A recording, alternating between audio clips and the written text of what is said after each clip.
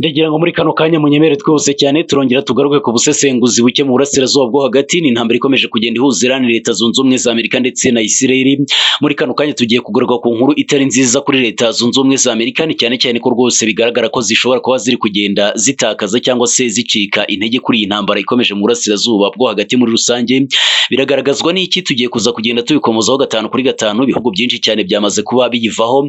Muri ibyo bihugu harimo igihugu kimwe gikomeye cyane cy'Ubudage muri rusange cyatangaje ko rwose kidashyigikiye na gato iyo ntambara ikomeje mu burasirazuba bwo hagati, ndetse bikanavuga ko rwose Ubudage bwatangaje bwivuye inyuma ko rwose budashyigikiye na gatoya uyu mugambi wishe wa Leta Zunze Ubumwe za Amerika wo gukomeza kugaba ibitero bikomeye cyane kuri icyo gihugu cya Iran muri rusange, ndetse bakanavuga ko rwose batashyigikiye na gatoya iyo ntambara ikomeje muri Iran. Bakanavuga ko rwose uko byagenda kose ngo batiyumvisha ukuntu ngo Leta Zunze Ubumwe za Amerika zitari kumva neza uburyo ki zigomba guhagarika iyo ntambara yo mu burasirazuba bwo hagati.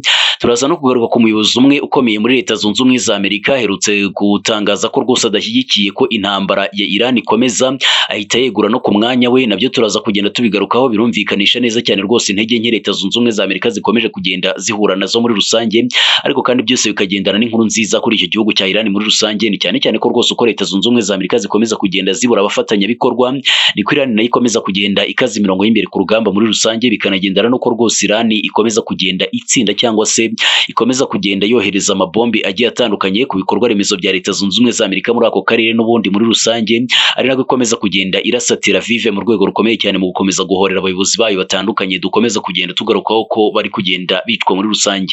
Muri kano kanya tugiye kuza kugenda dukomoza kuri ubu busesenguzi gatoya, ariko tuza no kujya ku musozo. Turaza kugaruka ku bantu bamaze kurenga 100 bamaze kugwa mu gitero Pakistani iri kugaba kuri Afghanistan.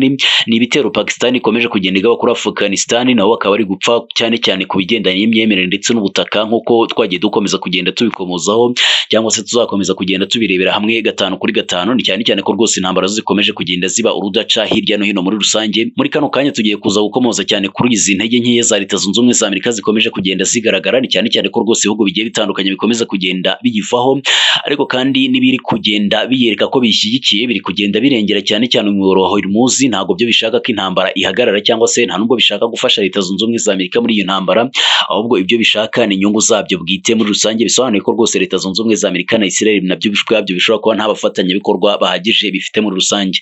Muri kano kanya nagira ngo nizimbye amagambo reba wasi yanditse subscribe, ndahita ngaruka mu kanya gato cyane. Ndagaruka ndi kukwinjiza muri iki kiganiro ku buryo burambuye.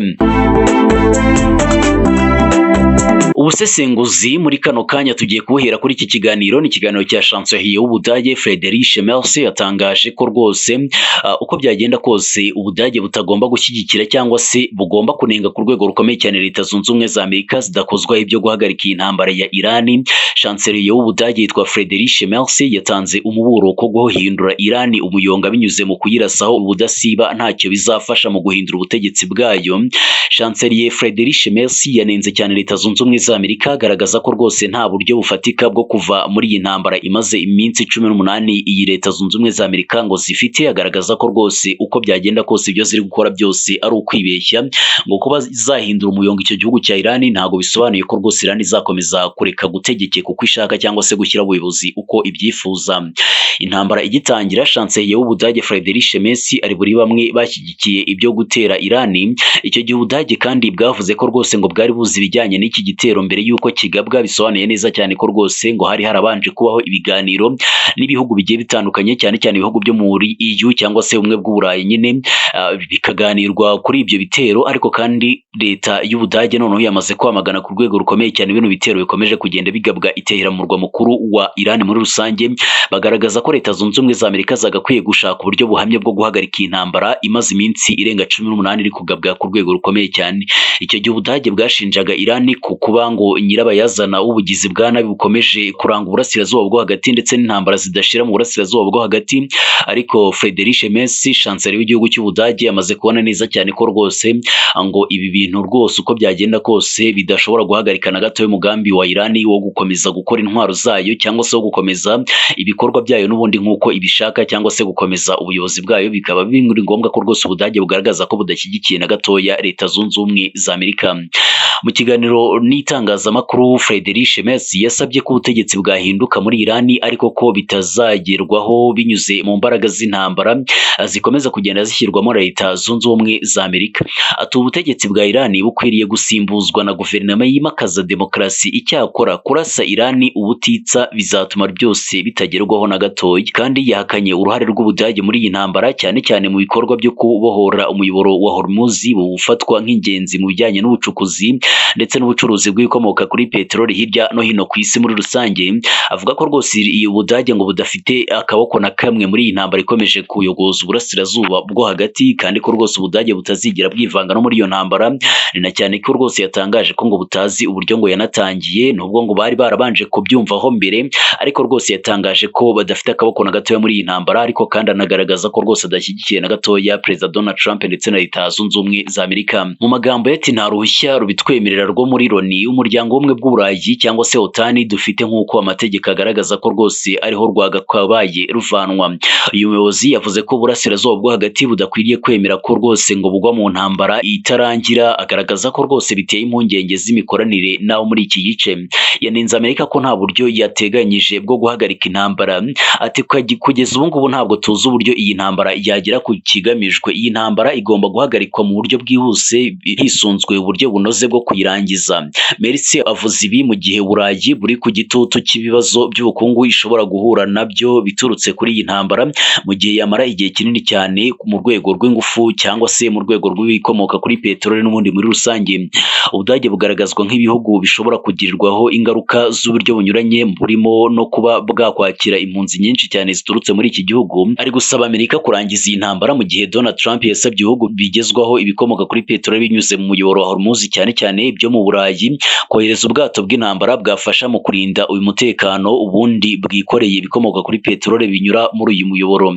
Ni ibintu kandi abanyaburayi kuri bo bari kugendamo gake cyane, ko benshi batemeranya n'ibyo gukomeza kugaba ibitero byeruye kuri icyo gihugu cya Iran muri rusange, bakanagaragaza ko rwose badashyigikiye na gato iyi gahunda ya Leta Zunze Ubumwe za Amerika yo gukomeza kugaba ibitero kuri icyo gihugu cya Iran, bigatuma rwose benshi cyane bakomeza kugenda banenga cyane icyifuzo cya Perezida wa Leta Zunze Ubumwe za Amerika Donald Trump. Turakomeza kugenda turebera hamwe uburyo ki Leta Zunze Ubumwe za Amerika zishobora kuba ziri gukomeza kugenda zitsindwa muri iyi ntambara.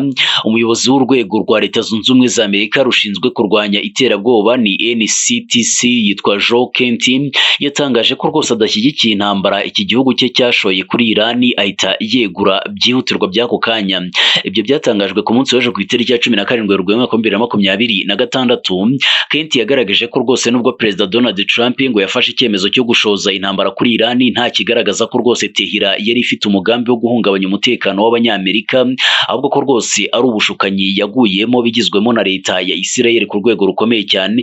Kenty yasobanuye ko rwose bigaragara ko Amerika yatangije iyi ntambara bishingiye ku busabe bwa Israel ndetse n'abanyamerika bakorana nayo bafite imbaraga zo kumvisha umukuru w'igihugu ko cyari icyemezo gikwiriye. Yagize ati nshingiye ku mutima nama ntabwo nshyigikiye rwose intambara yo muri Iran.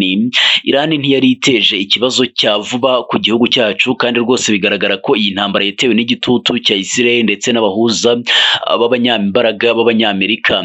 Amerika ndetse na Israel byifatanya muri iyi ntambara kuva ku itariki ya 28 Gashyantare mu mwaka wa 2026 binyuze mu bikorwa bya gisirikare byiswe Operation Epic Fury ndetse na operasiyo yitwa Rolling Lion. Ubuyobozi bw'igihugu bw'ibihugu byombi busobanura ko rwose ngo bugamije gusenya ibikorwa remezo bitunganyirizwamo ingufu za nucleaire muri icyo gihugu cya Iran ndetse na za misile n'inganda zazo zose, ariko ko binashaka gufasha abanya-Iran kwihitiramo abayobozi beza cyane.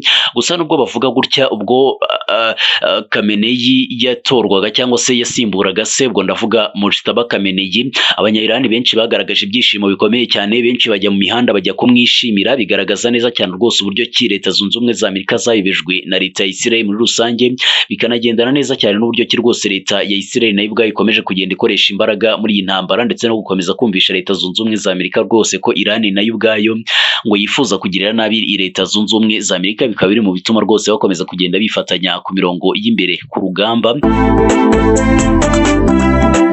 Nk'uko nari nabibasezeranyije mu bwo natangiraga kino kiganiro, nari nababwiye ko ndaza kubageza gatoya rwose. Ni intambara ikomeje kugenda ihanganisha Pakistan ndetse na Afghanistan. Abarenga 100 nibo baguye mu gitero cyo mu kirere Pakistan yagabye mu kigo ngororamuco kibarizwa mu murwa mukuru wa Afghanistan, Kabul. Abahaye amakuru ikinyamakuru cyitwa BBC bo muri iri shami rya Kabul Forensic Medicine bavuga ko rwose iki gitero cyari gikaze cyane ku buryo imibiri cyayangije cyane, bimwe utamenya umuntu wari we cyangwa se ngo bebe utamenya nuko yarasa cyangwa se ngo utashobora no kumenya ngo uyu ni uwande. Pakistan yahakanye ibyo kugaba ibitero kuri icyo gikorwa remezo cyifashishwa mu buzima, igaragaza ko rwose yarashe ku bikorwa remezo bya gisirikare n'ibindi byifashishwa n'imitwe y'itera bwoba. Ubushyamirane hagati ya Pakistan ndetse na Afghanistan bwafashe indi ntera mu kwezi gushize. Pakistan ishinja abi Kabul gufasha imitwe y'itera bwoba irasa ku butaka bwayo, ibintu Afghanistan ihakana yivuye inyuma, akavuga ko rwose ntabyo ikora. Ubutumwa bwa Loni butanga ubufasha muri Afghanistan UNAMA bwamagana cyane by'icyo gitero, buvuga ko rwose cyagabwe ku bitaro bizwi nka Immediate Addiction Treatment Hospital. Mu itangazo bwatanze bwakomeje bugira buti UNAMA irahamagarira impande zombi guhagarika imirwano no kuzuza ibyo zisabwa hisunzwe amategeko mpuzamahanga ni mu kurengera abasivile. Bivugwa ko abantu barenga byibura 2,000 bari kuvurwa, bikekwa ko abarishwe n'iki gitero bashobora kwiyongera umunsi ku wundi. Umuvugizi wa Minisiteri y'Ubuzima muri Afghanistan yitwa Sharafa Zamani Amalkayiri yavuze ko rwose nta bikorwa remezo bya gisirikare byari hafi y'icyo kigo.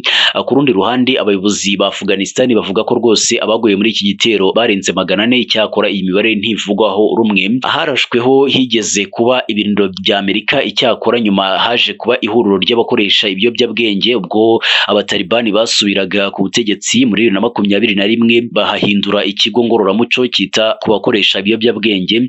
Byose bikaba binagendana n'ubusobanuro bukomeye cyane, ni cyane cyane ko rwose intambara ya Afghanistan ndetse na Pakistan nayo ifite n'ahantu ihuriye n'iyi ntambara ikomeje kugenda ihanganisha Amerika, Israel ndetse n'ubundi na Iran muri rusange. Ariko kandi kugira ngo ntizimbye magambo, muraza kunyemera duse n'abasoreza hano gato cyane. Na makuru menshi cyane agiye atandukanye turakomeza kugenda tubagerezaho ku gihe 5 kuri 5 muri uyu munsi wose. Ndagira ngo munyemere ntizimbye magambo dusubire makuru yacu ya mukanya.